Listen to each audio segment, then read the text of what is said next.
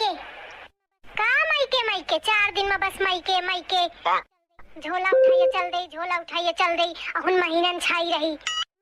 गजब बेइज्जती है। एक हम पंचरहन साल भर मायके का मुंह न देखिता, रक्षा बंधन का जाइता और बांध के तुरते वापस हुई जाइता।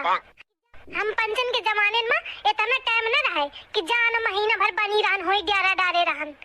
अरे अम्मा, लेकिन हमका जहाँ तक याद है कि हम पंच 3-3 महीना पूरी गर्मी की छुट्टी हुई बिताई था।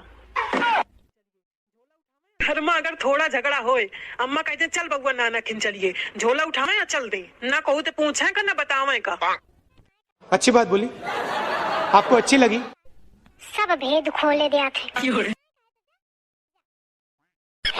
मैं तो ऐसे हंसा माय काटती हूँ कि क्या करिया मायके जाके, जाए कहे तो जा जा।